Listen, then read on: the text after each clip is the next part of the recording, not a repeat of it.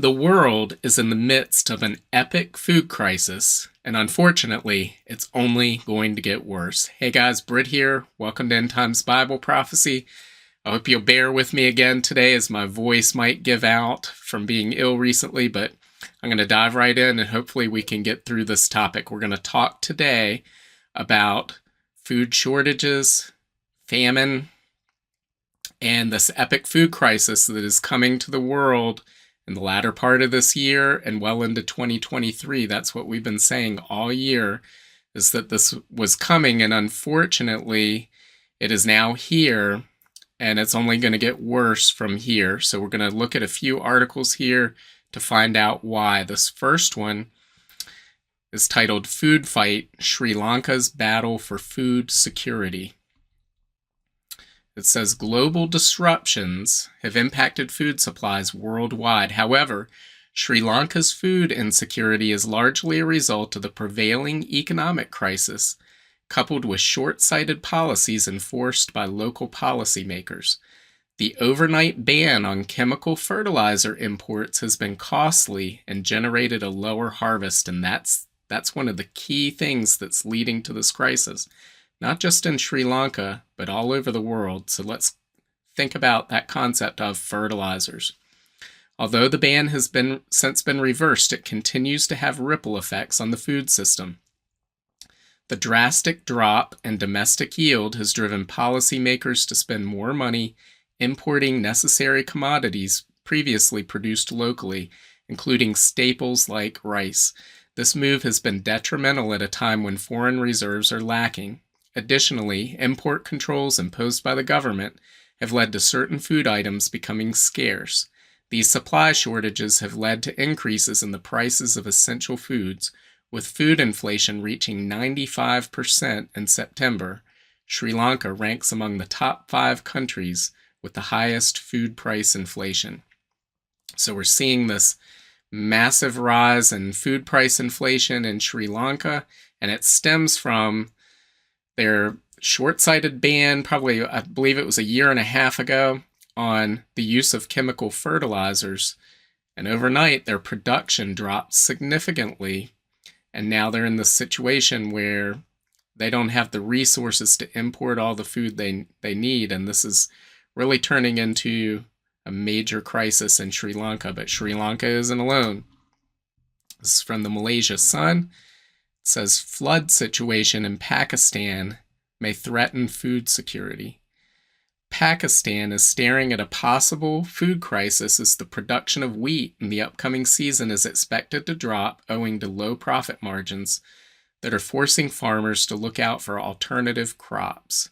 As Pakistan struggles to deal with the impact of devastating floods, the Dawn newspaper reported that the country's wheat cultivation area decreased 2.1%. Of course, area planted doesn't matter. What matters is production, and they say additionally the production decreased 3.9%. Pakistan government officials have blamed water shortage, drought conditions at the time of sowing, less fertilizer offtake, and heat wave for the decline in production. The current floods have aggravated food insecurity and malnutrition in flood-affected areas. An estimated 14.6 million people require emergency food assistance from December through this March. So here we go again. We're talking about, yes, these floods have impacted Pakistan, and that's a big deal, very untimely. However, again, they mention in here less fertilizer use leads to less yield. Again, Sri Lanka and Pakistan aren't alone. Here we have this article. It says food crisis looms in Nigeria as floods destroy crops. So again, we have floods coming at probably the worst time that they could come. It says across Africa's most populous country, communities and crops of sorghum, maize, rice, and vegetables are underwater, with farmers and aid workers warning of a possible food crisis. The country, home to more than 200 million people, was already grappling with high inflation and worrying levels of food insecurity. Now the situation will worsen, with nearly 272,000 acres of farmland completely destroyed by flooding since August, according to the latest government figures. Flooding is still ongoing, but we can safely say that between 60 to 75% of the yield we expected is going to be lost. So here we already had a food crisis coming into this year. Why? One of the primary reasons was the rise of a global energy shortage, basically, that led to rising energy prices in Europe last year, this time, well before the war in Ukraine. That just made matters worse. And when those rising prices came, they brought along with them increased input costs to the production of fertilizer in Europe. And a lot of European fertilizer producers cut back on their production, and we saw prices start to go up. And then that just ratcheted up to a whole new level following the war in Ukraine and the explosion in energy prices in Europe. Since then, we've learned 70% of the fertilizer production in Europe is now offline, and they produce a third of the world's fertilizer. So you can do the math on that. Not as much fertilizer is going to be available in 2023 as we've had in previous years. That means much higher prices. That means less can be used. And as we saw before, when they're talking about Sri Lanka, well, when they used less fertilizer, they got less yield. So we can read a lot of these stories, and you see some of these stories where they try to push forward propaganda or gaslight or whatever it is they're trying to do, where they say, well, there's less fertilizer, or fertilizer's more expensive, but don't worry about it because we're going to apply less, but we're going to get the same yield. We're going to apply it more efficiently. Or no, you use less fertilizer, you get less yield. And that's what we saw in Pakistan. That's what we saw in Sri Lanka. That's what you see everywhere. Farmers weren't just using fertilizer unnecessarily before. If you use less, you produce less. And so we're seeing that problem hit and come to roost. And here, this article gives us a little bit of a snapshot of where we stand right now. It's probably a few months behind, but it says, world hunger at catastrophic levels amid toxic cocktail of conflict, climate change, and what I don't even know if I can say that word on social media or on the big tech platforms. It says Russia's war on Ukraine is turning global hunger from a crisis into a catastrophe, according to a new report. The new 2022 Global Hunger Index has outlined that 44 countries are currently suffering serious or alarming levels of hunger, with a staggering 828 million people undernourished, many of them children. The war in Ukraine has increased the price of food, fuel, and fertilizers, and comes on top of underlying factors such as poverty, inequality, inadequate governance, poor infrastructure, and low agricultural productivity, the report outlines. And that's the key too. It's not necessarily how much food is produced globally, but is it getting evenly distributed? Is it getting efficiently distributed? And so you have different governments, different economies. And so some areas may have an abundance of food and others really don't have any at all because of these factors they just outlined. The world is facing a third global food price crisis in 15 years, and a famine is likely to be officially declared in Somalia in the coming months, where at least 1 million people have already been displaced due to devastating drought conditions. And they go on later to talk about how they have named 9 countries with alarming levels of hunger: Chad, Democratic Republic of Congo, Madagascar, Central African Republic, Yemen, Syria, Burundi, South Sudan, and Somalia. When more data becomes available for 2022, it's highly possible that one or more countries could move into the extremely alarming category. And unfortunately, guys, it's only going to get worse as we move forward for several reasons. One of those is, as this happens, countries are going to begin to ban exports of agricultural products.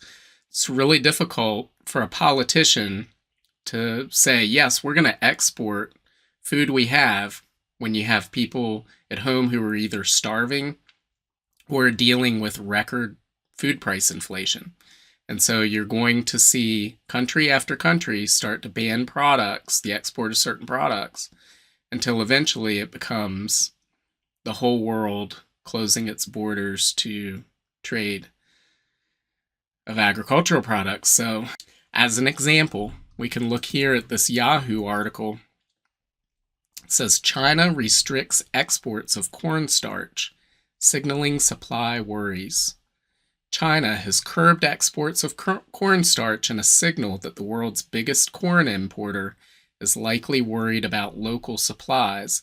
The government has asked companies to suspend shipments to stabilize corn prices and contain inflation risks. So China is very much alert to food price inflation and possible shortages.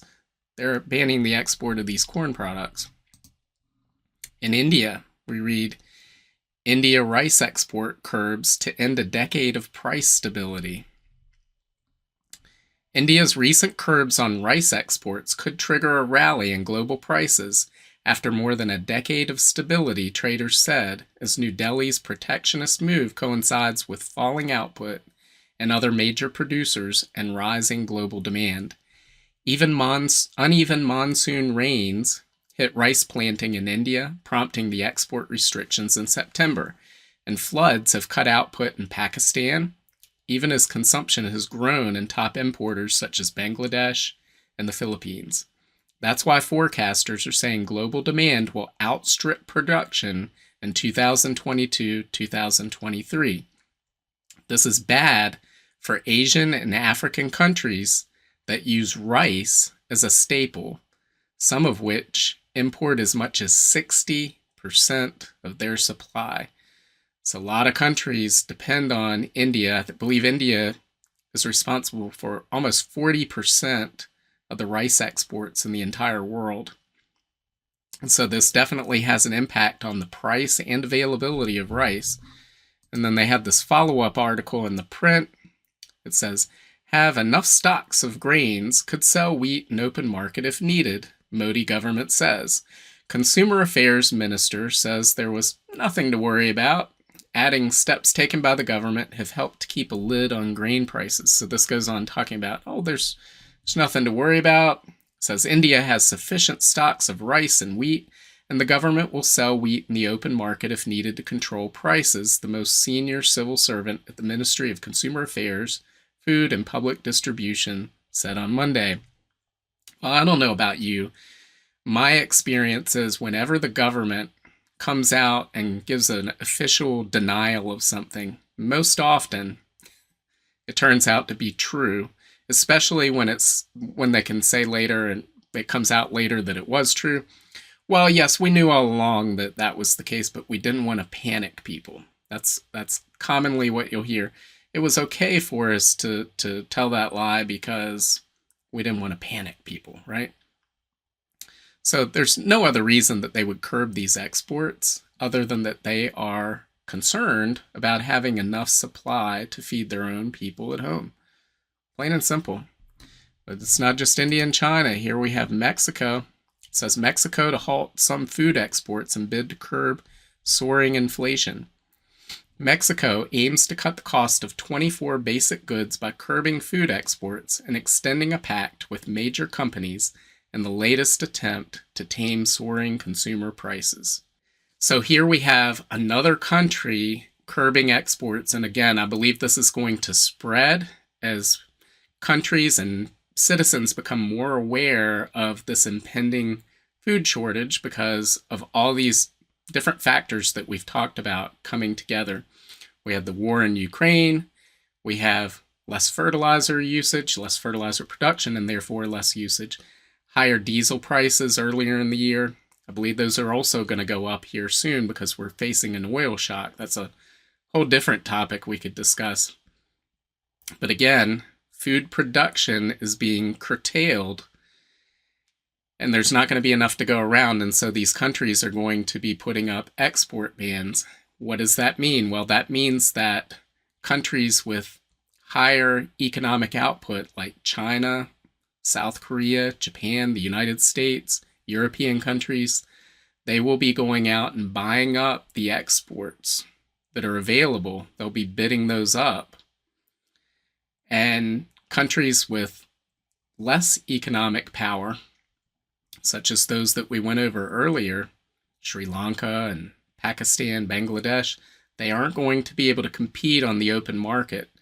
So at best, you're looking at massive food inflation that's really going to hit the poorest in the world, regardless of what country you live in. Even the poorest people and even the richest countries are going to face massive problems with food inflation, much greater than what we've seen so far.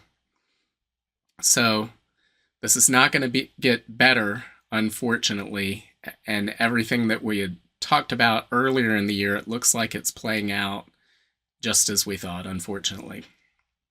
So we're probably going to see famines going into 2023. And 2023 doesn't look much better because we have this from Fertilizer Daily.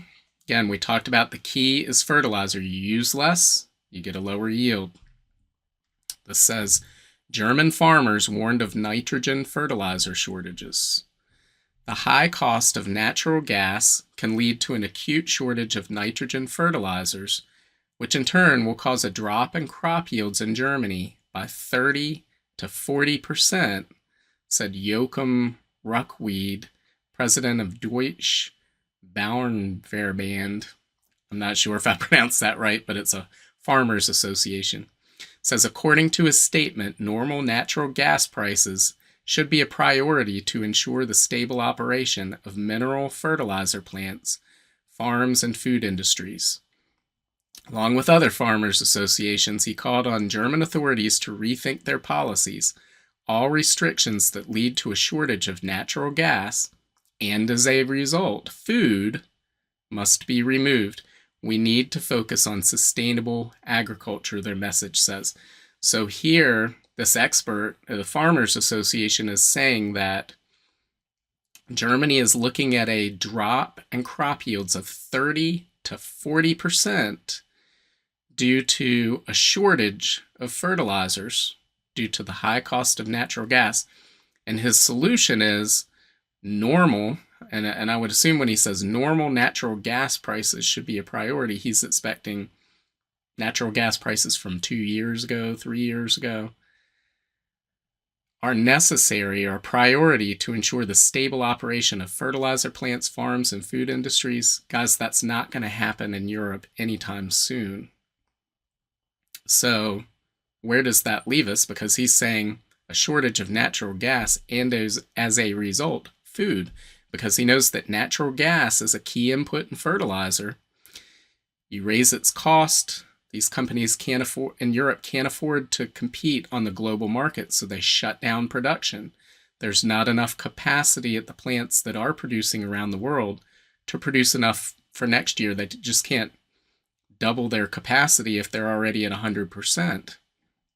And so they may double their capacity 5 years from now, but it's not going to happen in the next 6 months. And so there's going to be not enough fertilizer to go around in 2023. And as we saw in Sri Lanka, you use less fertilizer, you get less production, you get less yield. And here he's predicting a drop in crop yields in Germany of 30 to 40%. Same thing's going on here in Ukraine. It says sowing of winter crops may fail in Ukraine. So this has really nothing directly to do with the war. This has to do with actual planting of crops due to fertilizer costs. It says next year, the sowing of winter crops may not take place in Ukraine due to a rise in the price of nitrogen fertilizers, says Vladislava Magdaletska, advisor to the Deputy Prime Minister of Ukraine.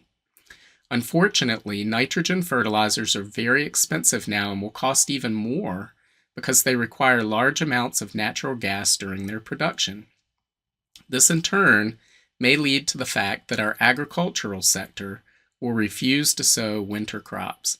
That means there will be no winter wheat, and probably from the summer, there will be mainly orientation to sunflower and some niche crops that are not very marginal, but not to corn, he said. or she said, according to her statement, there are concerns about the volume of future Ukrainian exports of grain crops, which may affect the food situation in African and Asian countries and lead to political upheavals and an increase in the number of immigrants.